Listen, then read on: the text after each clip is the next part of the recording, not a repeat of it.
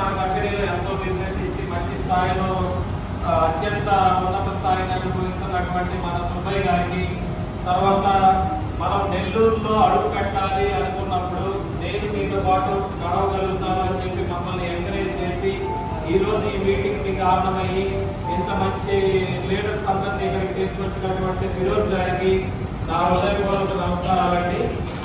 తర్వాత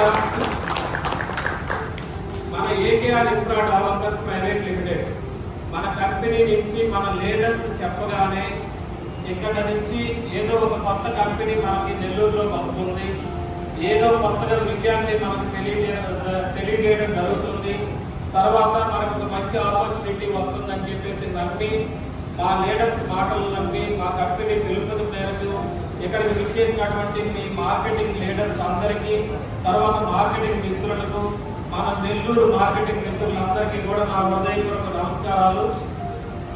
మీ అందరికీ కూడా మన కంపెనీకి స్వాగతం పలుకుతుందండి. ఇవాళ ఏప్రిల్ 2వ తేదీ. ఆల్రెడీ మనము ముందుగానే ఒక వారం నుంచి అనుకుంటూ ఉన్నాం ఒక మంచి మీటింగ్ అనేది నెల్లూరులో ఏర్పాటు చేయాలి. మన కంపెనీ దొత్తలూరు ఇక్కడి నుంచి నెల్లూరుకు ఒక 100 కిలోమీటర్లోనే ఒక మంచి సైట్ తీసుకోవడం, డెవలప్ చేయడం, 95 ఎకరాలు ఎర్రచందనం ఫామ్ ల్యాండ్గా తీర్చిదిద్ది మీ అందరి ముందుకు తీసుకురావడానికి కోసం. అది నెల్లూరు నుంచి అయితే కనుక మనకు మార్కెటింగ్ బాగుంటుంది, నెల్లూరు నుంచి అయితే కనుక మన కస్టమర్స్ అందరికి కూడా ఫెసిలిటీస్ బాగుంటాయి, నెల్లూరు ప్రజలందరికీ కూడా అందుబాటులో ఉంటుందనే అటువంటి సదుద్దేశంతో మనం మీటింగ్ పెట్టడం నిశ్చయించుకోవడం జరిగిందండి. అందువల్ల మనము మన మార్కెటింగ్ లీడర్స్ అందరితో మాట్లాడటం, వాళ్ళందరూ కూడా ఇమీడియట్గా ఓకేనండి తప్పకుండా మనం పెడతాం, మార్కెటింగ్ లీడర్స్ అందరితో మీటింగ్ పెట్టుకుందాం, అందరినీ ఆహ్వానిద్దాం, అందరి అటువంటి ఆధారమానాలన్నీ మనం పొందుదాం, వాళ్ళ డెఫినెట్గా ఎంకరేజ్మెంట్ అనేది మన కంపెనీకి ఉంటుందని చెప్పేసి నమ్మి మన లీడర్స్ అందరూ కూడా మిమ్మల్ని ఇన్వైట్ చేయడం జరిగిందండి. ఇక మనం సబ్జెక్ట్లోకి వద్దాం. మన company AKR infra developers. AKR infra developers అంటే మా నాన్నగారి పేరు ఆవుల కోటిరెడ్డి గారు, చైర్మన్ గారు. ఇవాళ ఇక్కడ మన మధ్యలో ఇక్కడ రావడానికి కుదరలేదు. నెక్స్ట్ మన సక్సెస్ మీటింగ్ డెఫినెట్గా చైర్మన్ గారిని తీసుకొని వస్తాం. ఇక్కడ నాన్నగారి పేరు మీదగానే మనం కంపెనీ స్టార్ట్ చేయడం జరిగిందండి. ఇది మనం ఆల్మోస్ట్ 2022లో మన కంపెనీ మొదలు పెట్టడం జరిగింది. అంతకుముందు 2016 నుంచి మన కంపెనీ ఎన్నో కంపెనీలకి ల్యాండ్స్ ఇవ్వడం, తర్వాత కొన్ని ప్రాజెక్టుల్లో డైరెక్ట్గా కానీ ఇండైరెక్ట్గా కానీ ఇన్వాల్వ్ అవ్వడం, కొన్ని ప్రాజెక్టులు కంప్లీట్ చేయడం. 2016 వరకు నాకు కానీ మా ఫాదర్కి కానీ రియల్ ఎస్టేట్ అంటే ఏమో తెలియదు. తర్వాత 2016 వరకు ఎర్రచందనం అనేటువంటి వర్డ్ కూడా నేను ఎప్పుడు వెళ్ళలేదు. కొంతమంది మార్కెటింగ్ మిత్రులు మన దగ్గరికి వచ్చి మేము ఇట్లా ఎర్రచందనం ఫామ్ ల్యాండ్స్ ఇట్లా తయారు చేసి మేము పబ్లిక్లో తీసుకెళ్ళదలుచుకున్నాం, కస్టమర్స్కి ఈ విధంగా బెనిఫిట్స్ ఉంటాయి, సైట్ ఈ విధంగా తయారు చేస్తాం, మార్కెటింగ్ ఈ విధంగా చేస్తామని మేము మాకు చెప్పినప్పుడు మేము అది నమ్మశక్యంగా లేదు అని చెప్పేసి 1-10 సార్లు వాళ్ళని అడగడం జరిగింది. ఏ విధంగా మీరు చేస్తారు, ఏ విధంగా కస్టమర్కి బెనిఫిట్ జరుగుతుంది, ఏ విధంగా మీ దగ్గర ఉన్నటువంటి కస్టమర్లు బెనిఫిట్ పొందుతారు, వాళ్ళు ఏ విధంగా మిమ్మల్ని రిసీవ్ చేసుకుంటారని అడిగి తెలుసుకొని, ఎర్రచందనం అంటే ఏంటో తెలుసుకొని, అది ఎన్ని సంవత్సరాలు పెరుగుతుంది, ఏ విధంగా వస్తుంది అనేది తెలుసుకొని మనం కొన్ని మార్కెటింగ్ కంపెనీలకి కొన్ని ల్యాండ్స్ ప్రొవైడ్ చేయడం జరిగింది. ఆ విధంగా మనం దాదాపుగా 2016 నుంచి 2026 ఏప్రిల్ వరకు దాదాపుగా 1000 ఎకరాల పైన మనము చాలా కంపెనీలకి డైరెక్ట్గా సపోర్ట్ చేయడం జరిగింది. మన కంపెనీ ద్వారా ఈ 2022 నుంచి దాదాపుగా 400 ఎకరాలు కంప్లీట్ చేయడం జరిగింది. మనమే మార్కెటింగ్ చేస్తున్నాం, మనమే డెవలప్ చేస్తున్నాం, మనమే కస్టమర్స్కి డైరెక్ట్గా అందుబాటులో ఉండే విధంగా. అది ఎందుకు అనేది కూడా మీకు చెప్తాను. తర్వాత మన కంపెనీ ఆల్రెడీ దాదాపుగా ఒక 10 వెంచర్ల వరకు ఓపెన్ ప్లాట్స్ కంప్లీట్ చేయడం జరిగిందండి. తర్వాత హైదరాబాద్లో కూడా మన కంపెనీ కన్స్ట్రక్షన్ బిజినెస్ ఆల్రెడీ ఉంది. కొన్ని కన్స్ట్రక్షన్స్ అన్ని కంప్లీట్ చేయడం జరిగింది. కొన్ని కన్స్ట్రక్షన్స్ ఆల్రెడీ ఇప్పుడు ప్రెజెంట్ రన్నింగ్లో కూడా కొన్ని కన్స్ట్రక్షన్ ప్రాజెక్ట్స్ అనేవి ఉన్నాయి. తర్వాత మొదటిగా ఇప్పుడు మనము ఎక్కువగా అంటే మన కంపెనీ ఏంటంటే ఓన్లీ రెడ్ శాండిలే కాకుండా ఓపెన్ ప్లాట్స్, కన్స్ట్రక్షన్, తర్వాత అగ్రికల్చర్ ఫార్మ్స్, ఈ 3 సైట్లను కూడా యాక్టివ్లో ఉండి 3 సెక్టార్స్లో కూడా అత్యద్భుతంగా పర్ఫార్మెన్స్ అనేది మనము ఇవ్వడం జరుగుతుంది. అయితే మనం ఆల్రెడీ ఇప్పుడు మనము గ్యాదర్ అయినటువంటి సందర్భం ఏంటి అంటే, మనం ప్రస్తుతానికి ఏంటంటే ఎర్రచందనం ఫార్మ్ ల్యాండ్స్ని మనము మన నెల్లూరుకి దగ్గరలో ఒక సైట్ తీసుకొని డెవలప్ చేయడం జరిగింది. మనం ఆల్రెడీ మన సైట్లు ఏ విధంగా ఉన్నాయి, మన చెట్లు ఎంతవరకు మనం పెంచగలిగాము, ఎర్రచందనం వల్ల మనకు వచ్చేటువంటి ఉపయోగాలు ఏంటి, లేకపోతే మన దగ్గర కొనుక్కున్నటువంటి కస్టమర్స్ ఏ విధంగా బెనిఫిట్ పొందుతారు, వీటన్నిటి గురించి మనం డిస్కస్ చేసుకుంటాం. మనము మొట్టమొదటిగా ఆల్రెడీ మీకు ఇప్పుడు చెప్పాను నేను ఇంట్రొడక్షన్లో, మనము కొన్ని కంపెనీలకి ఫైనాన్స్ చేశాము, కొన్ని కంపెనీలకి ల్యాండ్స్ ప్రొవైడ్ చేశామని చెప్పేసి, అలా మనం చాలా కంపెనీలు అంటే మార్కెటింగ్ కంపెనీలు మన దగ్గర చాలా కంపెనీలు మన దగ్గర ఫైండింగ్ తీసుకొని చాలా సైట్లు తీసుకొని వాళ్ళు ఎర్రచందనం పెంచుతామని చెప్పేసి కస్టమర్స్కి చేయడం ఇవన్నీ జరిగినాయి. ఇవన్నీ జరిగే తరుణంలో మనం కొన్ని అక్కడ లోటుపాట్లు గమనించి వాళ్ళు చెప్పింది కానీ వాళ్ళు చేసేది కానీ ఏ విధమైనటువంటి పొంతలు లేకపోవడం వల్ల వాళ్ళ దగ్గర కొనుక్కున్నటువంటి కస్టమర్స్ ఎన్నో ఇబ్బందులకు గురవడం మా కళ్ళారా చూసాం. మేము రిజిస్ట్రేషన్స్కి వెళ్ళినప్పుడు కానీ, లేకపోతే మా దగ్గరికి డైరెక్ట్గా సైట్ లాంచింగ్స్కి వెళ్ళినప్పుడు కానీ, ఎప్పుడైనా మేము విజిట్స్కి వెళ్ళినప్పుడు కానీ వాళ్ళు పడే ఇబ్బందులన్నీ కూడా మాకు వివరించడం జరిగింది. ఎలా అంటే మనకి అగ్రికల్చర్ ఫార్మ్స్ అంటే మనకి రెడ్ శాండిల్ ఫార్మ్స్ అని మనం తయారు చేయడానికి మనం సైట్ ఏ విధంగా తయారు చేయాలనేది మనందరికీ తెలిసిన విషయం. ఎందువల్ల అంటే మొట్టమొదటిగా మనం ఒక లేఅవుట్ తయారు చేయాలంటే మనకు ఏం కావాలంటే ల్యాండ్ కావాలి, అంతే కదా. దయచేసి అందరూ కూడా నాకు సపోర్టివ్గా మాట్లాడడానికి ట్రై చేయండి. అప్పుడు ఏంటంటే నాకు కూడా మీకు ఎక్కువగా షేర్ చేసుకోవాలనిపిస్తుంది. మీరు సైలెంట్గా ఉంటే నేను చెప్పేది మీకు అర్థమవుతుందో లేదో, లేకపోతే మీకు కనీసం అంటే నేను బోర్ కొట్టిస్తున్నాను అనే ఫీలింగ్ కలిగింది. కొంచెం మనందరం కూడా మార్కెటింగ్ చేయడానికి ఇక్కడికి వచ్చాం కాబట్టి, కొత్త విషయాన్ని తెలుసుకోవడానికి వచ్చాం కాబట్టి, ఒక ఆపర్చునిటీని ఎదుర్కొంటూ వచ్చాం కాబట్టి, మనకున్న ఆపర్చునిటీ ఏంటి, మనకి ఎలాంటి ఆపర్చునిటీ కంపెనీ ఇస్తుంది, మనకి ఎలాంటి ఆపర్చునిటీ కోసం మనం ఎదుర్కొంటూ వచ్చాం, ఆ ఆపర్చునిటీని అందిపుచ్చుకోవడం వల్ల మనకు ఎలాంటి బెనిఫిట్ జరుగుతుంది, మన కస్టమర్ దగ్గరికి మన ఫైల్ చేసుకెళ్ళినప్పుడు ఏ విధంగా వాళ్ళకి మనం ఎక్స్ప్లెయిన్ చేయాలి, ఏ విధంగా ఎక్స్ప్లెయిన్ చేస్తే వాళ్ళకి ఏ విధంగా మోటివేట్ అవుతారు, వాళ్ళు మోటివేట్ అయ్యి మన దగ్గరికి రావడం వల్ల వాళ్ళకి ఒరిగేది ఏంటి, ఇవన్నీ కూడా మనం తెలుసుకోవచ్చు. అంటే దయచేసి ఎవరు తప్పుగా అనుకోవద్దు, నేను ఏంటంటే ఫ్రెండ్లీగానే మాట్లాడతాను. ఏ మీటింగ్లోనైనా సరే ఒక ప్రొఫెషనల్గా మాట్లాడటం అనేది నాకు పెద్దగా ఇష్టం ఉండదు. ఎందుకంటే మనందరం ఒక ఫ్రెండ్స్ లాగా, ఒక కుటుంబ సభ్యుల్లాగే నేను ఫీల్ అయ్యి మనందరి తోటి కూడా నేను చాలా ఫ్రెండ్లీగా మూవ్ అవుతాను, చాలా ఫ్రెండ్లీగా మాట్లాడతాను, జనరల్గా మాట్లాడతాను. జనరల్గా ఇప్పుడు మనందరం ఇక్కడ గ్యాదర్ అయ్యాము అంటే ఒక రియల్ ఎస్టేట్ బిజినెస్ అనేది చేయడానికి మాత్రమే, అవునా కాదండి? రియల్ ఎస్టేట్ బిజినెస్ కోసం మాత్రమే మనం వచ్చాం. రియల్ ఎస్టేట్ బిజినెస్ చేయాలి అంటే మొట్టమొదటిగా మనం ల్యాండ్ అనేది తీసుకోవాలి, అవునా కాదా సార్? ఎవరన్నా అట్లీస్ట్ తలలో పడి గట్టిగా మాట్లాడలేకపోయినా తలలో పెడితే మనకు ఆత్మ బాగా అవుతుంది. రియల్ ఎస్టేట్ బిజినెస్ చేయాలి అంటే ఏం చేయాలి సార్? ల్యాండ్ అనేది ప్రొక్యూర్ చేయాలి. మొట్టమొదటిగా చాలా కంపెనీలు అంటే ఒక కంపెనీని ఉద్దేశించో ఒక పర్సన్ ఉద్దేశించో నేను మాట్లాడండి. చాలా కంపెనీలు రియల్ ఎస్టేట్లో అంటే నేను ఇందాక చెప్పాను 2016 వరకు నాకు రియల్ ఎస్టేట్ గురించి తెలియదు. ఎందుకంటే మన ఇళ్ళలో మాట్లాడుకుంటూ ఉంటారు. అంటే మాది ప్రాపర్ నేటివ్ వచ్చేసి తెలిసి అక్కడ లోకల్లో రియల్ ఎస్టేట్ నేను ఎదిగే వయసులో రియల్ ఎస్టేట్ జరుగుతుంటే మా నాన్నగారిని నేను అడిగాను. మా నాన్నగారు తౌడు బిజినెస్ చేసేవాళ్ళు. ఈ నెల్లూరులో ఎన్నో రైస్ మిల్లుకి మా నాన్నగారు సుపరిచితమే, కావల్లో రైస్ మిల్లుకి సుపరిచితమే.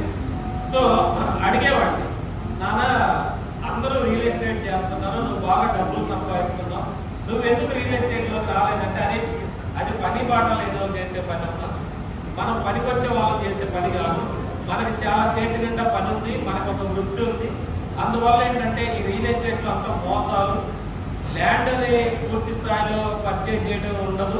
అప్పట్లో అంటే 2010 ఆ టైంలో ఏంటంటే అంత ఆన్లైన్ సిస్టమ్ అంత ఉండేది కాదు, కస్టమర్స్కి అవేర్నెస్ ఉండేది కాదు, ఏజెంట్స్కి అవేర్నెస్ ఉండేది కాదు, కంపెనీలకు కూడా కొన్ని కొన్ని విషయాల్లో అంటే లీగల్ ఎలా చూసుకోవాలి ఇవన్నీ అవేర్నెస్ ఉండేది కాదు కాబట్టి ఎక్కువగా మోసాలు అనేవి జరుగుతూ ఉండేవి. జరిగాయే కాదా? మరి జరుగుతున్నాయని మీరు చెప్పకుండా సైలెంట్ గా కూర్చుంటే జరగలేము అనుకుంటున్నాను. కొన్ని చోట్ల జరుగుతూ ఉంటాయి, కొన్ని చోట్ల జరగదు. ఇలాంటి వాటిని ఇన్స్పిరేషన్ గా తీసుకొని మా నాన్నగారు నాకు ఎక్కువగా రియల్ ఎస్టేట్ అంటే నెగిటివ్ ఇంప్రెషన్ క్రియేట్ చేశారు. క్రియేట్ చేసినప్పుడు మేము 2026లో ఫైనాన్స్ నుంచి మేము రియల్ ఎస్టేట్ లో పెట్టుబడులు పెట్టాలనుకున్నప్పుడు చాలా భయపడేవాళ్ళం. అంటే ఈ ల్యాండ్ ఓనర్ ఎవరు, గతంలో లింకులు అన్ని కరెక్ట్ గా ఉన్నాయా లేదా, లీగల్ గా పర్ఫెక్ట్ గా ఉందా లేదా, ఇవన్నీ మాకు పూర్తి స్థాయిలో తెలిసే కాదు.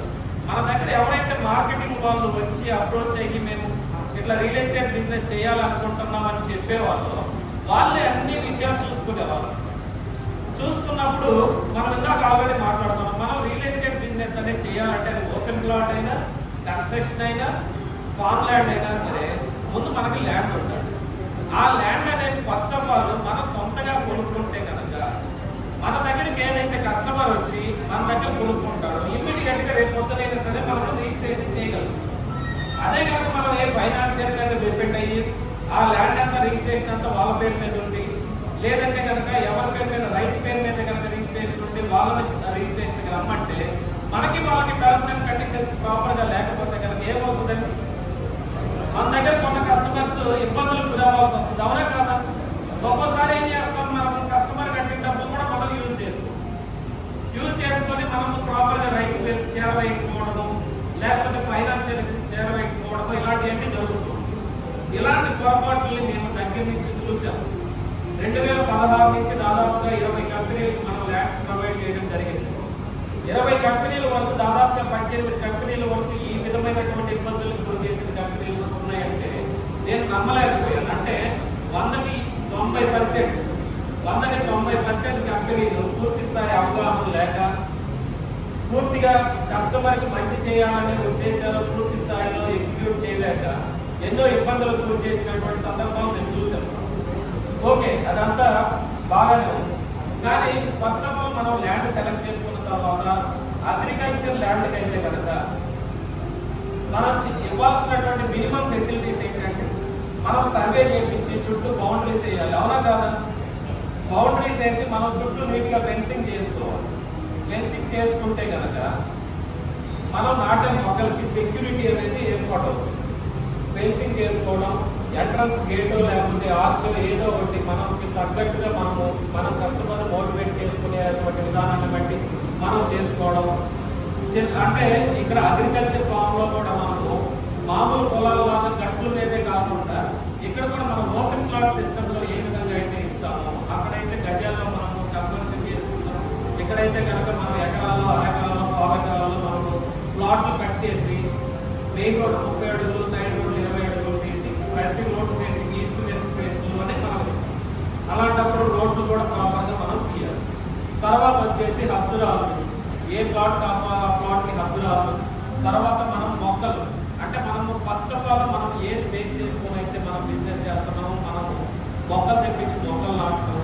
మొక్కలు నాటగానే సరిపోదు కదా, మొక్కలకి ఏంటంటే మనము వాటరింగ్ ఇవ్వడం, వాటిని బతికించాలంటే ఖచ్చితంగా డ్రిప్ ఇరిగేషన్ సిస్టమ్ ద్వారా వాటికి ఖచ్చితంగా ప్రతి మొక్కకి నీరు అందేలా చూసుకోవడం. ఇవన్నీ మినిమం ఫెసిలిటీస్ అండి. అంటే మనము కస్టమర్కి ఇవ్వాల్సినటువంటి మినిమం ఫెసిలిటీస్ అన్నీ ఇవే కదా, అవునా కాదండి? ఇంకా ఇంతకు మించి ఇంకేమైనా కొత్తగా మనం చేయాల్సిన అవసరం ఏమైనా ఉందా? కొత్తగా మనం ఏదైనా ఎక్స్ట్రా చేయాలి అనుకుంటే అవి కొన్ని ఫెసిలిటీస్ మనం ఎక్స్ట్రా యాడ్ చేయవచ్చు. అది మనం ముందు మనం ఇంకా ఏం పాటిస్తున్నామని మనం చెప్పుకున్నాం. కానీ ఎన్నో కంపెనీలు, ఒక కంపెనీ మొక్కలు నాటితే డ్రిప్ వేయరు, ఒక కంపెనీ డ్రిప్ వేస్తే మొక్కలు నాటు, ఒక కంపెనీలో 2 ఉంటే ఫెన్సింగ్ వేయరు, ఒక కంపెనీలో 30 అడుగులు 20 అడుగుల రోడ్డు అని చెప్పేసి 18 అడుగుల రోడ్లో 15 అడుగుల రోడ్లో వేసి 30 అడుగుల రోడ్డు కాస్త కట్ చేసి పూర్తిగా 25 అడుగులు 26 అడుగులు ఈ విధంగా చూపించి ఎక్కువగా మనకి, అంటే మనందరం రియల్ ఎస్టేట్ మార్కెటింగ్ చేస్తున్నాం కాబట్టి కొన్ని కంపెనీలు చేసే కక్కుర్తి పనులు మనందరికీ తెలుసు, ఎలా చేస్తున్నారు ఏంటి. ఇలాంటి ఇబ్బందులన్నింటినీ కూడా మన దగ్గర కొనుక్కున్నటువంటి కస్టమర్స్, అంటే మన మార్కెటింగ్ మిత్రుల ద్వారా కొనుక్కున్నటువంటి కస్టమర్స్ మా దృష్టికి తీసుకురావడం జరిగింది.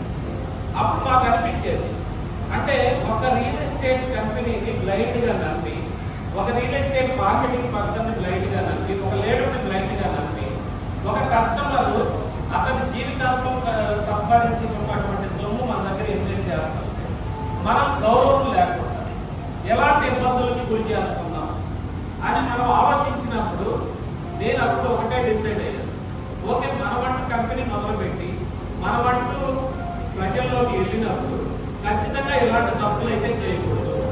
ఇలాంటి తప్పులు చేసేటువంటి కంపెనీలు ఎక్కువగా నిలబడవు, వాళ్ళ దగ్గర కోరుకున్నటువంటి కస్టమర్స్ చాలా ఇబ్బందులు గురవుతారు. అలాంటప్పుడు ఇప్పుడు మనం మంచి చేయకపోయినా పర్లేదు, కానీ చెడైతే చేయకూడదు ఏ ఒక వ్యక్తి కూడా. అది మనం బలంగా నమ్ముతాం. అందువల్ల సరే వీళ్ళందరూ ఈ విధంగా ఇబ్బందులకు గురి చేశారు కదా, ఇబ్బందులకు గురి చేసినందుకు ప్రతిఫలం కూడా దొరుకుతుంది. ఆ ప్రతిఫలానికి తగ్గట్టుగానే మనం దాదాపుగా ఒక 1000 ఎకరాల సైట్ మనం కొన్ని కంపెనీలకు ఇస్తే 2021 కరోనా వచ్చేసరికి వీళ్ళు మార్కెటింగ్ చేయలేక వదిలేసినటువంటి సైట్లు మన దగ్గర దాదాపుగా 500 ఎకరాలు మిగిలిపోయింది. ఎన్ని వందల ఎకరాలు మిగిలిపోయిందండి? 500 ఎకరాలు మిగిలిపోయింది. మిగిలినప్పుడు సడన్గా నాకు అనిపించింది, ఏంటమ్మా మనకేమో దారి తెలియదు, అసలు ఈ సైట్లని ఎలా అమ్ముకోవాలో తెలియదు, ఎలా సొమ్ము చేసుకోవాలో తెలియదు. నేను ఎక్కడో అంటే బయట కూడా ఎంతో కొంత డబ్బులు తెచ్చుకొని ఉంటాను కాబట్టి వాళ్ళు అడుగుతూ ఉంటారు కాబట్టి వీళ్ళందరినీ నేను ఎలా చెల్లించాలో తెలియదు, ఆస్తులు రాసి లేదు. ఇలాంటి ఇబ్బందులన్నీ ఆలోచించినప్పుడు దాదాపుగా నాకు అసలు ఎర్రచందనం అంటే ఏంటంటే అప్పుడు నేను రీసెర్చ్ చేయడం మొదలుపెట్టాను. ఇప్పుడు మనము వీళ్ళందరికీ ఇచ్చిన ఎలాంటి సైట్లు, ఎక్కడో పల్లెటూరులో రూరల్ ఏరియాలో ఉన్నటువంటి సైట్లు, అవి ఓపెన్ ప్లాట్లకు పనికిరావు. పనికి వస్తాయా? అక్కడికి వెళ్ళి మనం పెద్ద పెద్ద బిల్డింగ్లు కట్టలేము కదా, ఎక్కువ రేట్లు కాబట్టి టీడీసీకి అప్రూవల్ లేఅవుట్లు వేయలేదు. మనం ఏం చేయాలి? చేస్తే వాటిని ఫామ్ ల్యాండ్స్ గానే తీర్చిదిద్ది ఖచ్చితంగా ఎట్టి పరిస్థితుల్లో ఫామ్ ల్యాండ్స్ గానే అమ్మాలి, అంతే కదా. నా నుంచి మనకేం ఆప్షన్ ఉందా? అప్పుడు మన కంపెనీ మనం మొదలు పెట్టడం, ఎర్రచందనం గురించి దాదాపుగా 6 నెలలు పడుకుంటా ఎంతో మంది ఫారెస్ట్ ఆఫీసర్లు కలిశారు, గూగుల్లో ఎన్నో రీసెర్చ్లు చేసుకున్నారు, తర్వాత ఎంతో మంది అంటే సైంటిస్టులు కలిశారు. మొత్తం మీద ఇవన్నీ రీసెర్చ్ చేసిన తర్వాత దాదాపుగా ఒక 6 నెలలు పట్టింది నాకు. ఈ 6 నెలలు ఎన్ని ప్రెజర్స్ ఉన్నా సరే, మన సైట్లో ఆగిపోయినా సరే పర్లేదు, మనం పబ్లిక్లోకి వెళ్ళేటప్పుడు ఒక మంచి సబ్జెక్టుతో వెళ్ళాలి. ఎట్టి పరిస్థితుల్లో అందరూ రొటీన్గా ఎర్రచందనం నేనే వేస్తున్నాను, నా దగ్గర ఒక 20 ఎకరాలు ఉంది, ఒక 50 ఎకరాలు ఉంది, ఒక 100 ఎకరాలు ఉంది అనేది కాదు.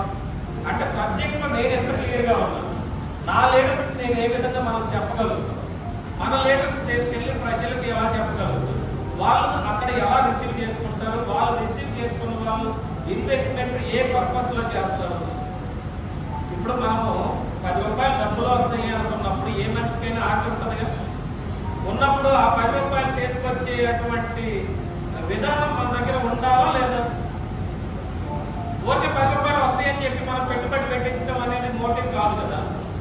అందువల్ల ఏంటంటే 6 నెలలు పడుకుంటా రీసెర్చ్ చేసి ఎర్రచందనం అసలు మినిమం ఏజ్ ఎన్ని సంవత్సరాలకు వస్తుంది, అసలు ఎర్రచందనం అంటే ఏందో మనకు తెలియదు ముందు, దాన్ని దేనికి ఉపయోగిస్తారు, లేదా దాని ద్వారా వచ్చే ప్రోడక్ట్స్ ఏంటి. అప్పుడు ఎవరిని చూసినా ఇది ఎర్రచందనం అది ఎక్స్పోర్ట్ మెటీరియల్ కదమ్మా, నీకు అసలు అప్పుడు సీన్ ఉందా లేదా, లేకపోతే అసలు ఎక్కడెక్కడికో పంపిస్తారు, అది ఇక్కడ ఎక్కడ వాడేది కాదని చెప్పేసి ఎన్నో నెగిటివ్ ఫీడ్బ్యాక్స్. మనం దాన్ని అసలు ఏ విధంగా మార్కెట్ చేయగలుగుతామో కూడా మనకు తెలియనప్పుడు మనం పబ్లిక్లోకి వెళ్ళి ఎలా చెప్తాం? మనము ఎంచుకున్నటువంటి సైట్లు దానికి అసలు సూటబుల్లా కాదా కూడా తెలియదు. రియల్గా మనకి ఏమీ తెలియదు. ఎవరో సబ్జెక్ట్ చెప్పారు, డబ్బులు పెట్టుతున్నారు, పెట్టాము, పొలం మనం కొన్నాము, అయిపోయి అక్కడి నుంచి మనం అన్నీ నేర్చుకున్నాం, కంపెనీ మొదలు పెట్టాం. మొట్టమొదటిగా నేను కంపెనీ జర్నీ మొదలు పెట్టేటప్పుడు మా ఊరు గారు కరిమల్లా గారిని అప్రోచ్ చేయాను. ఆయన నన్ను ఎంకరేజ్ చేసి, ఓకే మనం చేయగలవు, చూస్తే లాగే ఉన్నాం, ఎంతో కొంత నువ్వు చేయగలవు అని చెప్పి నన్ను ఎంకరేజ్ చేశారు. దాదాపుగా మన కంపెనీలో 25% ఆఫ్ ది బిజినెస్ మన కరిమల్లా గారి ద్వారా వచ్చింది.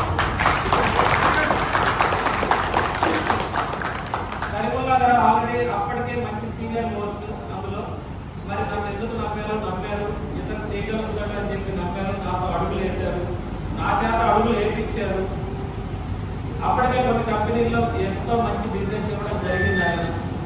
ఆయన ద్వారా కొన్ని మెలకువలు నేర్చుకోవడం, అలా మనం వచ్చే ప్రతి లీడర్స్ దగ్గర నుంచి కొంత సబ్జెక్ట్ నాలెడ్జ్ని ఇంప్రూవ్ చేసుకోవడం, ఇలా మనం పబ్లిక్లోకి తీసుకురావడం జరిగింది. ఏకేఆర్ అనే కంపెనీని మనం పబ్లిక్లోకి తీసుకొచ్చి ఆల్రెడీ మన దగ్గర ఏదైతే స్టాగ్నెంట్ అయిపోయి ఉన్నటువంటి ల్యాండ్స్ ఏదైతే ఉన్నాయో అవన్నీ సేవ్ చేయడం జరిగింది. అనతి కాలంలోనే మన కంపెనీ ఆల్మోస్ట్ 2.5 సంవత్సరంలోనే దాదాపుగా 350 నుంచి 400 ఎకరాలు కంప్లీట్ చేసుకోవడం జరిగిందండి. అయితే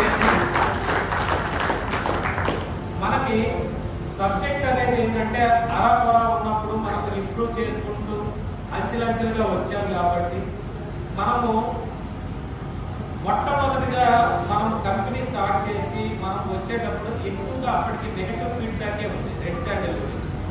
అది ఇక్కడ లోకల్లో ఎవరు కొనరు, అది ఇక్కడ ఎవరు వాడే వస్తువు కాదు, పర్మిషన్స్ రావు, లేకపోతే అసలు పెంచనివ్వరు. ఇవన్నీ అంటే ఎక్కువగా మార్కెట్లో మనం ఏంటంటే సవాళ్ళనే ఎదుర్కొన్నాం.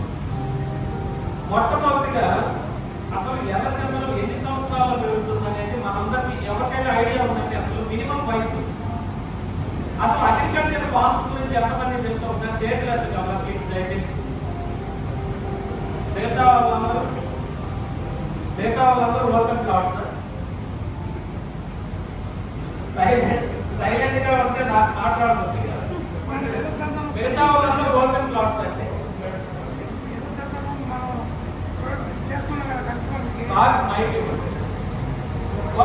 ఒక 5 నిమిషాల నుంచి 10 నిమిషాలు నేను మాట్లాడి కంప్లీట్ చేస్తాను, అప్పుడు అందరూ మాట్లాడుతున్నాను. సో ఇక్కడ దాదాపు ఒక 70% అందరం ఓపెన్ ప్లాట్స్ చేస్తున్నామని నాకు అర్థమైంది. సరే, నేనేం ఓపెన్ ప్లాట్స్ వ్యతిరేకం కాదు, ఎందుకంటే నేను ఓపెన్ ప్లాట్స్ వచ్చేసి చేస్తున్నాను, తర్వాత కన్స్ట్రక్షన్ కూడా చేస్తున్నాను. అయితే అగ్రికల్చర్ ఫార్మ్స్ వల్ల ఉపయోగాలు ఏంటి, ఓపెన్ ప్లాట్స్ వల్ల ఉపయోగాలు ఏంటి, కన్స్ట్రక్షన్ వల్ల ఏంటి అనేది మనం డిస్కస్ చేసుకున్నాం 10 నిమిషాలు. నేను ఎవరికైనా బోర్ కొట్టిస్తున్నానా చెప్పండి? ఏం లేదు. ఇప్పుడు మొట్టమొదటిగా అగ్రికల్చర్ ఫార్మ్స్ అంటే మనం ఏంటంటే ఎక్కువగా రెడ్ శాండిల్ గురించి మనం ప్రమోట్ చేస్తున్నాం. ఇది ఒక గ్యారంటీడ్ ఇన్కమ్ అని నేను అంటాను, నేను వాదిస్తాను కూడా, నేను దాన్ని కరెక్ట్ అని ప్రూవ్ కూడా చేయగలను. ఎందుకు అంటే మొట్టమొదటిగా మనం ఒక ల్యాండ్ సెలెక్ట్ చేసుకున్నామని ఇందాక ఆల్రెడీ చెప్పాం. ఎక్కడ సెలెక్ట్ చేసుకుంటాం? మనం ఎక్కడ సెలెక్ట్ చేసుకున్నా భూ ప్రపంచంలోనే చేసుకోవాలి. 3 వంతులు నీళ్ళు 1 వంతు భూమి ఉన్నటువంటి భూ ప్రపంచంలోనే మనం ల్యాండ్ సెలెక్ట్ చేసుకోవాలి, అంతే కదా. అందులోనూ దేవుడి దయ వల్ల మనకున్నటువంటి అడ్వాంటేజ్ ఏంటంటే మన నెల్లూరు జిల్లా, ప్రకాశం జిల్లాలోనే ఎక్కువ సైట్లు అనేది అవైలబుల్లో ఉన్నాయి. సాయిల్ అనేది కూడా సూటబుల్, రెడ్ శాండిల్ ఇక్కడ సాయిలే సూటబుల్. అందువల్ల ఏంటంటే మనకి దగ్గరలోనే మన సైట్లు అనేవి మనం సెలెక్ట్ చేసుకోవడం జరిగింది. ఈ భూ ప్రపంచంలో మన రాష్ట్రంలో అయినా సరే, పక్క రాష్ట్రం మన తెలంగాణలో అయినా సరే, ఏ రాష్ట్రంలోనైనా, ఏ మారుమూల పల్లెటూరులోనైనా సరే భూమి వాల్యూ ఒక సెంట్ అంటే మనకి ఇక్కడ అంకణాలు అంటారు. సరే, మనం సెంట్లు గురించి మాట్లాడుకున్నాం కామన్గా. 6 అంకణాలు అయితే ఒక సెంట్ భూమి ఎంత వర్త్ ఉంటుందండి? ఎంత మారుమూల పల్లెటూరుకి వెళ్ళినా సరే ఒక 30 అడుగుల రోడ్డు, ఒక 20 అడుగుల రోడ్లు, సైడ్ రోడ్లు తీసి ఒక లేఅవుట్ తయారు చేసి, సరే ఇప్పుడంటే మనకి DTCPలు వచ్చినాయి, కానీ ఒక 2-3 సంవత్సరాల అవతల నెల్లూరు అయినా, గుంటూరు అయినా, విజయవాడ అయినా, ఎక్కడైనా మట్టి కోసి రాళ్ళు వేసి అమ్మేయగా మన సైట్లన్నీ ఎవరు డ్రైనేజ్ లేదు, ఎవరు లేదు, ఏది మన సిమెంట్ రోడ్ లేదు, ఎవరు కాంపౌండ్ వాల్ కట్టరు, ఎవరు గేటెడ్ కమ్యూనిటీ లాగా తయారు చేయరు. అప్పుడు అన్ని జరిగేయండి ఇట్లాంటివి. ఇప్పుడు మనం ఓపెన్, ఇప్పుడు అంటే మనం ఒక రకంగా చెప్పాలంటే పెద్ద ఓపెన్ ప్లాట్లు చేస్తాం, అంతే కదా. 25 సెంట్లు 22 సెంట్లు అంటే దాదాపు 150 ఎకరాలు 130 ఎకరాలు చేసి అట్లా మనము సైట్లనే తయారు చేస్తాం. ఏ మారుమూల పల్లెటూరులోనైనా సరే, మన ఇక్కడి నుంచి మనం వచ్చిన వాళ్ళము మారుమూల పల్లెటూరు ఎక్కడ ఉందో చెప్పండి. మన నెల్లూరు జిల్లా వాళ్ళు ఎవరైనా ఒకరు చేతులు ఎత్తారు, మాది మారుమూల పల్లెటూరు. శ్రీనివాస్ గారు, మీరు మారుమూల పల్లెటూరు ఎవరైనా సరే, గుత్తలూరు మేడం మామూలు పల్లెటూరు అంటే బస్సు ఫెసిలిటీ కూడా సరిగ్గా లేదు ఊరు. సార్ లేదు సార్ కదా. మీ ఊర్లో సెంట్ కాస్ట్ ఎంత ఉందండి? వరస్ట్ కేసు చెప్పండి. హైయెస్ట్ రోడ్డు మీద లేకపోతే షాప్ దగ్గర సెంట్ నివాస యోగ్యంలో ఉన్నటువంటి సెంట్ 1,25,000 ఉంది సెంట్, అంతేనండి. సరే 50,000 వేసుకున్నాం, 50,000 వేసుకున్నాం, ఓకేనండి. 50,000 వేసుకున్నాం సెంట్. ఇప్పుడు మనం ఏంటంటే ఒక లేఅవుట్ ని తయారు చేసి నార్మల్ పల్లెటూరులో మనం రెడ్ శాండిల్ ఫార్మ్ ల్యాండ్స్ గా తయారు చేసి మనం కస్టమర్స్ గా అమ్మాలి. మన టార్గెట్ అదే కదా, సరే మారుమూల పల్లెటూరులో మనము ఊరికి దూరంగా అంటే 1 కిలోమీటర్ 2 కిలోమీటర్ల దూరంలో మనము లేఅవుట్ తయారు చేసి ఒక 100 ఎకరాలు 50 ఎకరాలు 200 ఎకరాలు ఎంతో కొంత మన కెపాసిటీకి తగ్గట్టు లేఅవుట్ తయారు చేసి మొక్కలు నాటి డ్రిప్పులు వేసి చుట్టూ ఫెన్సింగ్ వేసి అక్కడ బిల్డింగ్లు కట్టి సీసీ కెమెరా ఫెసిలిటీస్ ఇచ్చి తర్వాత మనం గెస్ట్ హౌస్లు కట్టి స్విమ్మింగ్ పూల్ కట్టి ఏ విధంగా ఎంతవరకు ఇవ్వచ్చు? మనం ఒక సెంట్ కాస్ట్ ఎంతకి ఇవ్వచ్చు? సార్ చెప్పినట్టు 50,000కి ఇద్దామా? 50,000 కూడా వద్దు, మనం ఒక 35,000 నుంచి 40,000 మధ్యలో మనం ఇద్దాం కస్టమర్. అంటే గజం రేట్ ఎంత పడుతుంది మనకి? 800 రూపాయలు పడుతుంది, 800 రూపాయలు లోపే పడుతుంది. ఇక్కడ మనం ఏమేమి ఫెసిలిటీస్ ఇస్తున్నాం కస్టమర్కి? ఏమేమి ఫెసిలిటీస్ ఇస్తున్నామండి? చుట్టూ అంటే గవర్నమెంట్ సర్వే చేత మండల సర్వే చేత సర్వే చేయించినటువంటి మన సైట్ ని సెక్యూర్ చేసి చుట్టూ ఫెన్సింగ్, డైమండ్ కట్ ఫెన్సింగ్, ఏదో ముళ్ళ తీగేసి కొరకే వదిలేయడం కాదు, చుట్టూ డైమండ్ కట్ ఫెన్సింగ్ వేసి ప్రతి ప్లాట్కి ఈస్ట్ ఫేస్ వెస్ట్ ఫేస్ వచ్చే విధంగా రోడ్లు తయారు చేసి మెయిన్ రోడ్డు 30 అడుగులు తయారు చేసి మనం మొక్కలు నాటి ఒక్కొక్క మొక్క 200 రూపాయలు కాస్ట్ పెట్టి మనం మొక్కలు తెచ్చి నాటి ప్రతి మొక్కకి నీరు వచ్చేలాగా డ్రిప్ ఇరిగేషన్ సిస్టమ్ అంటే ప్రతి 10 అడుగులకి ఒక డ్రాప్ వచ్చేలాగా మనము డ్రిప్ని మనం తయారు చేసి అక్కడ మరి మన కస్టమర్ అంటే దేవుడు కదా, మన దగ్గర కొనే కస్టమర్ దేవుడా కాదా? అంతే కదండి. మరి దేవుడిని ఎండలో నిలబెట్టి మాట్లాడలేదు కాబట్టి మనం ఏం చేయాలి? మనం మంచి గెస్ట్ హౌస్ లేకపోతే మంచి రూమ్స్ ఏదైనా కట్టి, ఆఫీస్ రూమ్స్ ఏదైనా కట్టి చైర్స్ వేసి టేబుల్స్ వేసి కూర్చోబెట్టి మన సబ్జెక్ట్ చెప్పి ఫుడ్ పెట్టి ఈ విధంగా బెనిఫిట్ పొందుతారు అని చెప్తే నిజంగా వాళ్ళు బెనిఫిట్ పొందుతున్నట్ట, మనం ఏదో సొల్లు చెప్పి వాళ్ళకి పంపిస్తున్నట్ట? వాళ్ళకి గ్యారంటీడ్ ఇన్కమ్ అనేది మనము 50% ఇక్కడ జనరేట్ చేసామా లేదా? అంటే ఇక్కడ మనం ఈ విధంగా ఇచ్చిన ప్లాట్ ఒక 50% అంటే 15 సంవత్సరాలు మన డ్యూరేషన్ అండి. మనము ఎర్రచందనాన్ని పెంచడానికి 15 సంవత్సరాల డ్యూరేషన్ లో మనం ఈ రోజు 50,000 రూపాయలు పెట్టి కొన్నటువంటి సెంట్ ఎంత కాస్ట్ పెరగవచ్చు? ఎవరైనా మంచి ఎక్స్పర్ట్ నాకు చెప్పండి, అసలు పెరగకపోయినా చెప్పండి, నేనే ఫీల్ అవుతాను. చెప్పండి. 1,00,000 రూపాయలు అమ్మొచ్చు కదా? సరే, ఇప్పుడు 1,00,000 రూపాయలు అమ్మొచ్చండి 15 సంవత్సరాలు సార్ పెద్ద అని చెప్పారు. అంటే మనం ఇప్పుడు ఏంటి 800 గజం ఇచ్చాం. సార్ చెప్పినట్టు కనుక మనం 1,00,000 రూపాయలు సెంట్ అమ్మాలి అంటే గజం వచ్చేసి 2,000 పడుతుంది, అంతే కదా? 2,000 గ్యారెంటీ అమ్మొచ్చా సార్? అంటే మనం కస్టమర్కి బెనిఫిటే చేసాము. ఎందుకంటే 1,210 గజాలు మనం ఇప్పుడు 9.5 లక్షల రూపాయల డబ్బులకి మనం ఇస్తున్నాం కస్టమర్కి. అంటే 800 రూపాయలు కాస్ట్ తీసుకొని మనం ఇస్తున్నాం. 2,000 రూపాయలు అమ్మొచ్చని గురువు గారే చెప్పారు. అంతకంటే ఎక్కువ అమ్మొచ్చు కానీ మనం రిజెక్ట్ చేయలేదు. తక్కువ అయితే అమ్మదు, అంతే కదా? అంటే జనానికి మనం ఇప్పుడే మంచి చేస్తున్నట్టే కదా, గ్యారెంటీడ్ ఇన్కమ్ కదా. 800 అన్నాం కాబట్టి 2,000 అవుతుంది. సరే, మనం ఎర్రచందనం చెట్లు పెంచుతాం 15 సంవత్సరాలు. ఇప్పుడు ఆల్రెడీ మన దగ్గర 2019 నుంచి చెట్లు ఉన్నాయి, 16 నుంచి కూడా ఉన్నాయి. మనం చాలా కంపెనీలు ఇచ్చామని చెప్పాం కదా. దాదాపు ఒక్కొక్క మొక్క దాదాపు 40 అడుగుల పైన పెరిగినటువంటి మొక్కలు ఉన్నాయి. దాదాపు 3 అడుగులు 3.5 అడుగులు వచ్చినటువంటి మొక్కలు కూడా ఉన్నాయి. సరే, అవన్నీ వేరే వాళ్ళకి ఇచ్చాం కాబట్టి మనకు వాటి మీద మనకు అసలు ఎటువంటి రైతు లేదు. కానీ మన సైట్లో మనం 2,000 2020 అంటే కరోనా టైంలో మనం ప్లాంటేషన్ చేసినటువంటి మొక్కలు మన దగ్గర ఉన్నాయి. ఆ రోజు నిజంగా ఎర్రచందనం అంటే నాకు తెలియకనే నేను ఆల్రెడీ ఒప్పుకున్నాను, నిజమే ఒప్పుకున్నాను, నాకు అంత నాలెడ్జ్ లేదు. ఇది పెరుగుతుందో లేదో కూడా నాకు తెలియదు నిజంగా. కానీ అంచెలంచెలుగా 2020లో నాకు కొడుకు ఉంది. వాడి వయసు ఇప్పుడు 6 సంవత్సరాలు. 6 సంవత్సరాలు అంటే వాడు జోగాడే వయసు నుంచి నేను ఆ ఫార్మ్కి తీసుకెళ్తానే ఉన్నాను. మాకు సరదాగా మా వైఫ్ని లేకపోతే మా పేరెంట్స్ని ఇట్లా తీసుకెళ్తాం. అప్పుడు బేబీ ప్లాంట్స్ ఎంత ఈ పెంచి అంత హైట్ కూడా లేదు. వాళ్ళు 3 అడుగుల మొక్కలు తీసుకొచ్చినాడు. ఇవాళ మొక్కలు ఎంత హైట్ పెరిగినాయి చెప్పండి? 30 అడుగులు పెరిగి. ఎన్ని అడుగులు పెరిగినాయి? 30 అడుగులు పెరిగి. ఆల్రెడీ మన దగ్గర ఆ 30 అడుగులు పెరిగినటువంటి ప్లాంట్స్ మా గురువు గారు కళ్ళ ముందే పెరిగి, మా అన్నయ్య గారు ఆల్రెడీ చూశారు, కొన్ని ప్లాట్లు ఆల్రెడీ మా ఫ్రెండ్స్ ఇప్పించారు.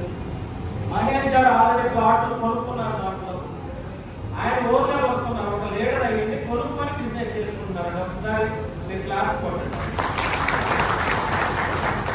ఇక సుబ్బయ్య గారి గురించి అయితే చెప్పగలిగిన దాదాపు 100 ప్లాట్లు అనుకుంటారు. ఆయన సుబ్బయ్య గారు కూడా ఓన్గా ప్లాట్స్ ఉన్నాయి.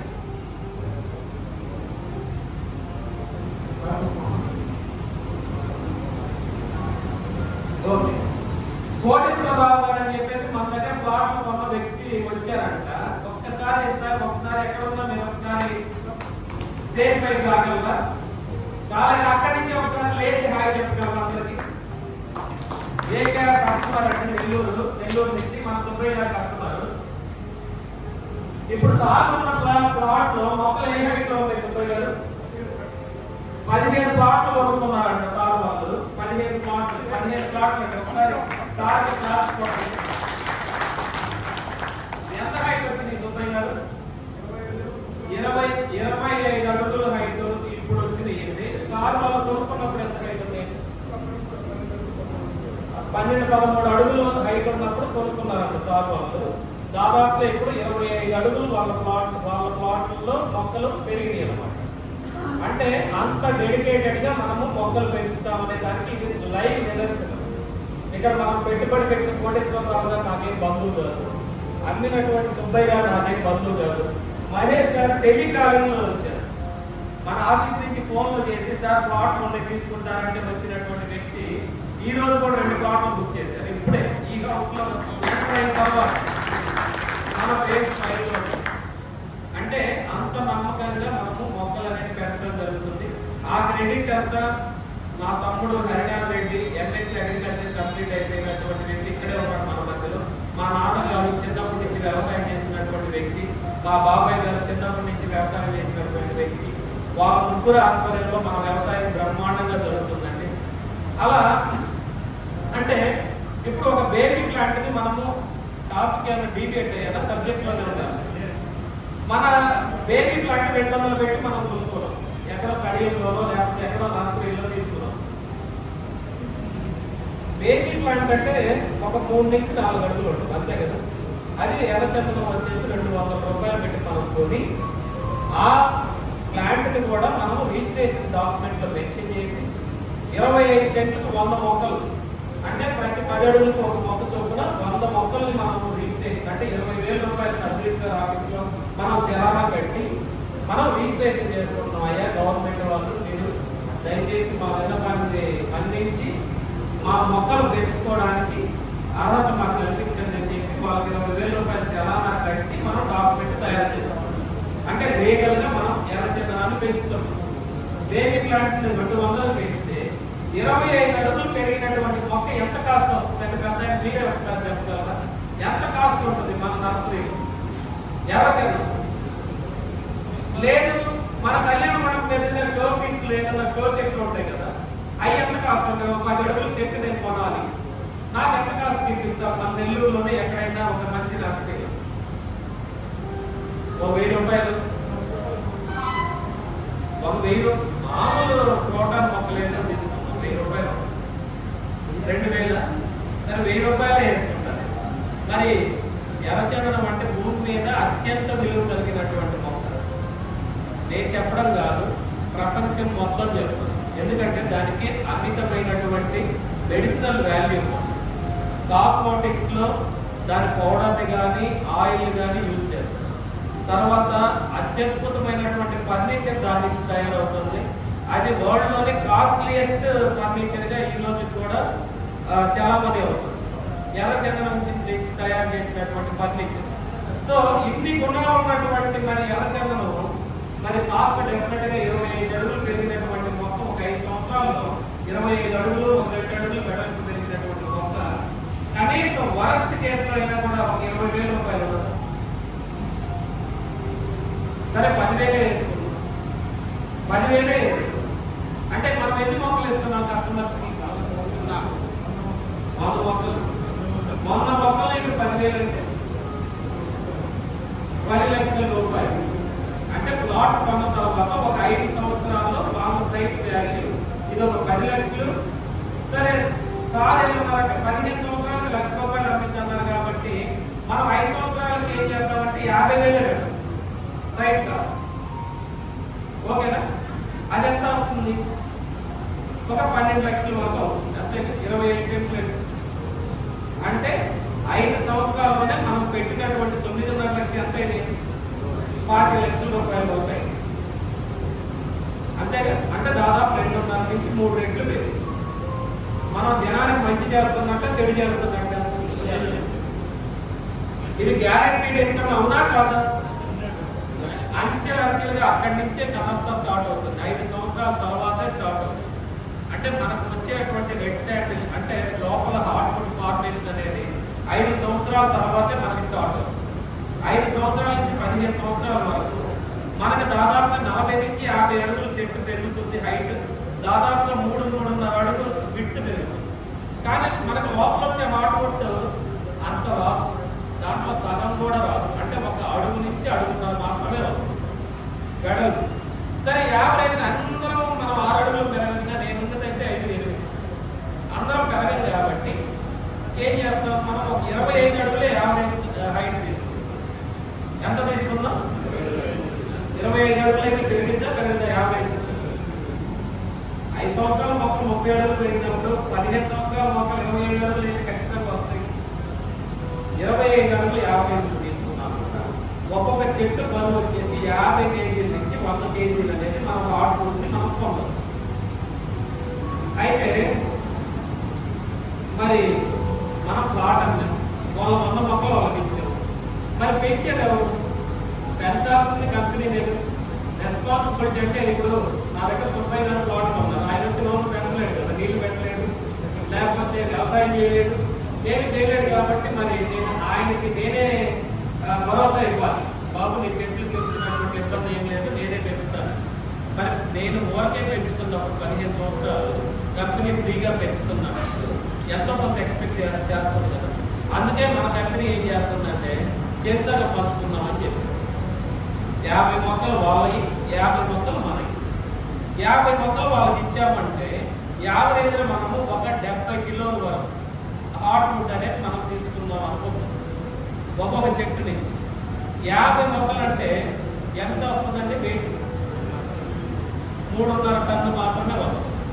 ఇది నేను చెప్పేది మినిమం వాల్యూస్. సుబ్బయ్య గారు మీరే కంగారు పడితే తప్ప సార్ మరీ అసలు అట్టఫాల్ చేసేటట్టున్నాడు మన మీటింగ్. మేమేమో 10 కోట్లు వస్తాయి 5 కోట్లు వస్తాయి అని చెప్తే వీడేమో ఇదే చెప్తున్నాడని మీరేమనుకోవద్దు. వరస్ట్ కేసు గురించే మనం మాట్లాడుతున్నాం. ఎందుకు చెప్తున్నారంటే మనం కస్టమర్ దగ్గరికి వెళ్ళినప్పుడు గాలిలో మేడలు పెట్టి లేకపోతే గాలిలో దీపాలు పెట్టి వాళ్ళకి చెప్పకూడదు. నేను ఎప్పుడు కూడా నా కస్టమర్స్కి అయితే నిజాలే చెప్పమని చెప్తాను. ఏ ఒక్కరికి కూడా అబద్ధం చెప్పి మనం వాడడం అయితే మహాపాపం. అలా నేను ఫీల్ అవుతాను. సో అందువల్ల మనం ఏం చేద్దామంటే 3.5 టన్ను మాత్రమే మనం ఈల్డింగ్ అనేది తీసుకుంటాం. ఇవాళ అది కూడా ఏంటంటే మనం 15 సంవత్సరాలు పెంచితే మనకేదో ఏ గ్రేడ్ రాదు, మనకు వచ్చేది సి గ్రేడే. ఏ గ్రేడ్ కానీ బి గ్రేడ్ కానీ రావాలంటే దాదాపుగా 30 సంవత్సరాలు మనం పెళ్లి చేయాల్సి. సి గ్రేడ్ అయితే మనం పొందగలిగే అవకాశం అయితే 100%. ఈ 2 తెలుగు రాష్ట్రాల్లో ఈ విధమైనటువంటి సబ్జెక్ట్ చెప్పింది ఓన్లీ ఒక ఏకేఆర్ కంపెనీనే. అప్పటికి దాదాపుగా ఒక మార్కెట్లో ఒక 100 కంపెనీలు చాలా మంది. ప్రతి వాడు 8 సంవత్సరాలకి ఎర్రచందనం ఇస్తాం, ఏ గ్రేడ్ ఇస్తాం. తర్వాత మీకు ఒక్కొక్క కస్టమర్కి మీరు 6 లక్షలు పెట్టుబడి పెడితే 6 కోట్లు ఇస్తాం. 6 లక్షలు పెట్టుబడి పెడితే ఎంత ఇస్తామంటున్నారు? 6 కోట్లు ఇస్తారు. తెచ్చుకున్నాం మనం కూడా. సో ఈ విధంగా చెప్పుకుంటూ వెళ్ళే తరుణంలో మరి నేను కూడా మార్కెట్లో కావాలి కదా. వచ్చినప్పుడు నేను అందరూ చెప్పిన మీడియాలో పిచ్చోడు లాగున్నాడు. మేమందరం 8 సంవత్సరాలలో 10 సంవత్సరాలలో 12 సంవత్సరాలలో చెప్తుంటే ఇది ఒకసారి 15 సంవత్సరాలు అని చెప్పేసి చెప్తున్నాడు. మా గురువు గారు నన్ను తిట్టారు, ఏమైనా పిచ్చే ఏదే 15 సంవత్సరాలు అంటారండి. మార్కెట్లో దుమ్ము లేచిన కంపెనీలన్నీ 12 సంవత్సరాలు మ్యాక్సిమం అని చెప్తుంటే నువ్వు 15 సంవత్సరాలు అంటే మన దగ్గర ఎవరు కొండని చెప్పాడు మా గురువుజీ. నేను ఒకటే మాట చెప్పాను, గురువు గారు నిజంగా చెప్తున్నానంటే అది 12 సంవత్సరాలకు రాదు, మీకు దండం పెడతారు. మీరు ఎట్టి పరిస్థితుల్లో 15 సంవత్సరాలని చెప్పండి. ఒకవేళ వాళ్ళు నమ్మకపోతే నా దగ్గర వచ్చి కూర్చోబెట్టండి, నేను మాట్లాడుకుంటా, నేను వాళ్ళని మోటివేట్ చేసుకుంటా, నేను మాట్లాడుకుంటానని చెప్పారా సార్? చెప్తే సరేలే ఎంతకంటే నిజాము పెట్టుబడి నీదే కాబట్టి సైట్ నీదే కాబట్టి ఫెయిల్ అయింది నువ్వేగా ఫెయిల్ అయ్యేది, మాకు పోయేది ఏముంది కాబట్టి డీజిల్ బొక్క మేము తీసుకొచ్చినందుకు అని చెప్పి జర్నీ మొదలు పెట్టినప్పటి నుంచి ఆ దేవుడి దయ వల్ల ఆ ప్రజల ఆదరణ వల్ల ఇవాళ కోటేశ్వరరావు గారి కస్టమర్స్ లాంటి వ్యక్తులు కొన్ని వందల మంది మన కంపెనీని రిసీవ్ చేసుకోవడం అంటే ప్రతి ఒక్కడు ఎంతో తక్కువ చెప్తుంటే వీడు ఒక్కడే ఎక్కువ డ్యూరేషన్కి తక్కువ వెయిట్ చెప్తున్నాడంటే మరి నిజంగానే ఇది చేస్తున్నట్టుంది, నిజంగానే తెచ్చేటట్టుంది అని చెప్పేసి మనల్ని నమ్మి మన వెంట దాదాపు 2,000 నుంచి 3,000 మంది మధ్యలో కస్టమర్స్ మనతో ఈ రోజు వరకు అడుగు వేయడం జరిగిందండి.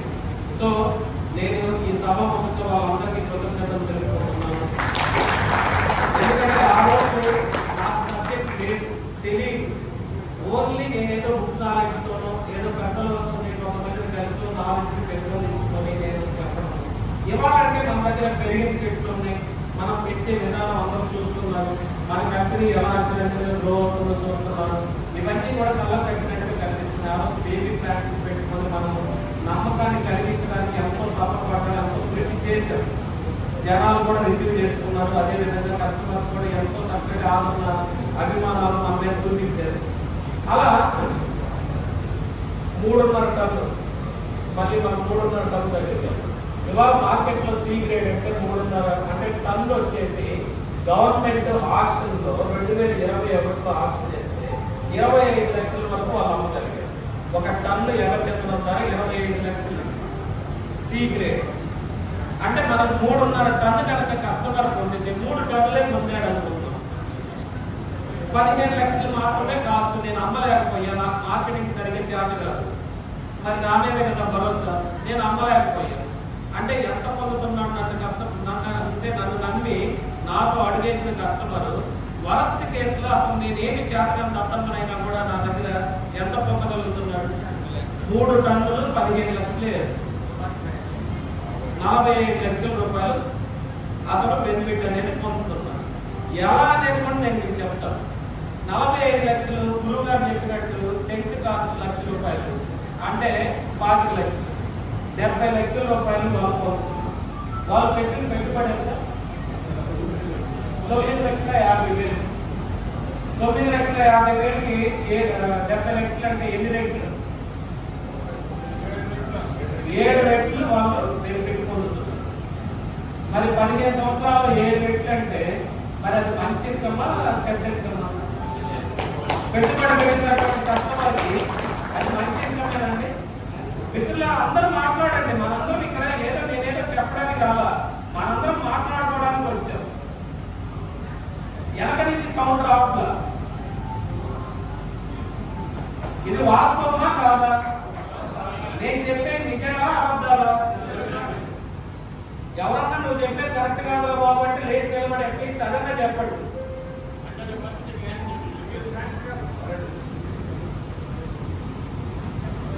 ఎవరు అసలు అదేదో మనం క్రియేటివ్ వచ్చినప్పుడు ఫస్ట్ టైటిల్స్ పడ్డంటే సైలెంట్ గా ఉంటే గట్టిగా బ్యాక్ పెట్టి నెల్లూరు టౌన్ మొత్తం వినపడాలి.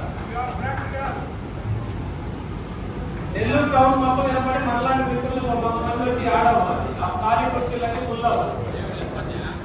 ఇక్కడేదో మీటింగ్ జరుగుతుంది. సో మరి గ్యారెంటీడ్ ఇన్కమ్ పాలసీ కింద మనం కరెక్ట్ గా చెప్తున్నామా లేదా కస్టమర్? సరే, ఇప్పుడు ఎర్రచందనం ఎందుకంత కాస్ట్ పలుకుతున్నా కూడా మనం మాట్లాడాలి. నన్ను 15 లక్షలు అంటే మరి మాటలు కాదు. మరి దానికి ఆ వర్క్ ఉండాలి, మార్కెట్లో ఆ విలువ ఉండాలి. ఓకే, గవర్నమెంట్ చెప్పిందని లెక్కలు చెప్పి, గూగుల్లో చెప్పిందని చెప్పి లెక్కలు తీసుకొస్తే ఉపయోగం ఏమో. అసలు దాన్ని మనం ఎందుకు వాడుతున్నాం? బ్యూటీ ప్రొడక్ట్స్గా వాడుతున్నాం, మెడిసిన్స్లో వాడుతున్నాం, తర్వాత కాస్ట్లీ ఫర్నిచర్. అంటే ఈ ప్రపంచంలో ఏ వస్తువు అయినా సరే మన వాడుకలో ఉండే ప్రతి వస్తువు చిన్న స్థాయి నుంచి పై స్థాయి వరకు ఉంటాయి. అవునా కదా?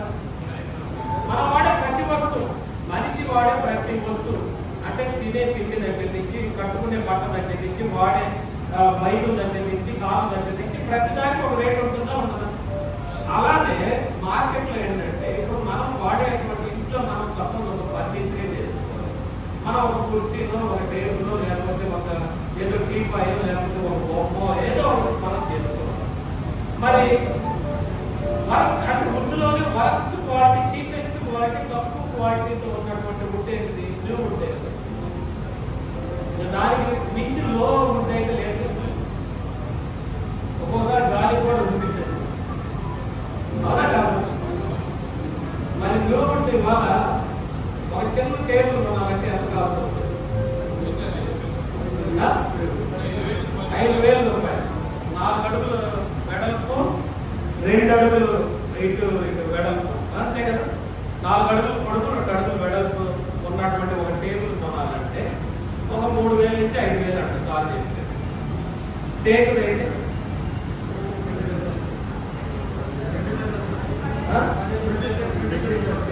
20 నుంచి 25,000.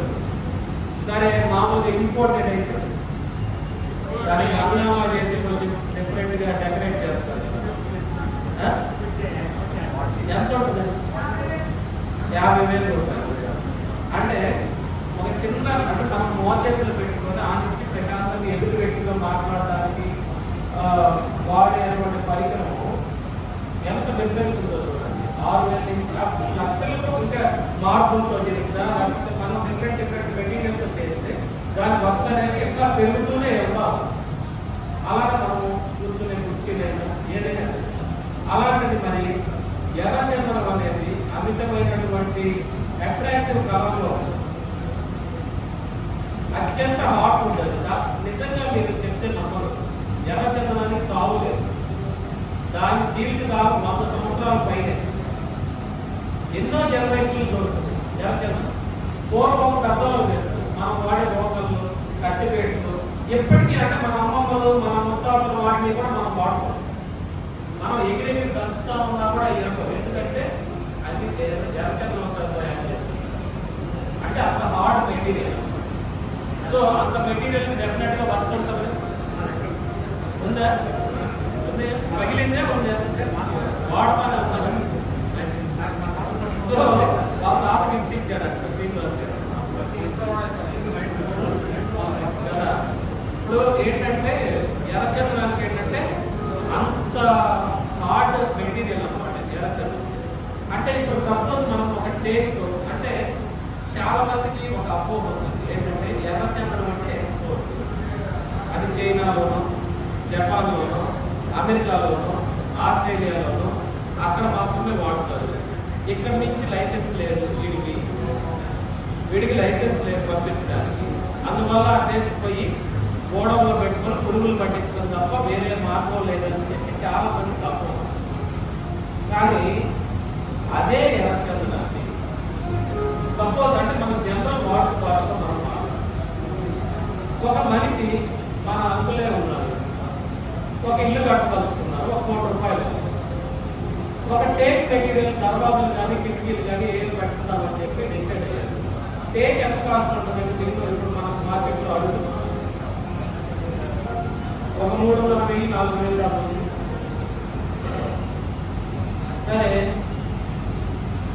మన దగ్గర ప్లాట్ ఉన్నారు. ఆయన 15 సంవత్సరాల తర్వాత ఆయన దగ్గర ఒక 50 మొక్కలు ఉన్నాయి, 50 చెట్లు ఉన్నాయి, ఎర్రచందనం చెట్లు. సరే, వీటిని ఏం చేయాలి? అసలు మార్కెటింగ్ రామ్మోహన్ రెడ్డి అనేవాడు చేయలేకపోయాడు. అవి అక్కడే మూలుగుతూ ఉన్నాయి. సరే, ఒక ఇల్లు కట్టుకోవడానికి దర్వాజకో, లేకపోతే ఒక మంచం చేయించుకోవడానికో, లేకపోతే వుడ్ అంటే మనము ఒక డైనింగ్ టేబుల్ చేయించుకోవడానికి, కుర్చీలు చేయించుకోవడానికి ఏదో ఉపయోగపడతాయి లేదా? హ్యాండ్లూమ్ మెటీరియల్ కదా, కలప జాతికి చెందినటువంటి చెట్టే కదా ఎర్రచందనం. నమ్ముతారా లేదా? కలప జాతికి చెందినటువంటి చెట్టుతో మనము కుర్చీలు, బెంచీలు, తర్వాత మంచాలు, దర్వాజలు, తలుపులు ఇవన్నీ చేయించుకోవచ్చా లేదా?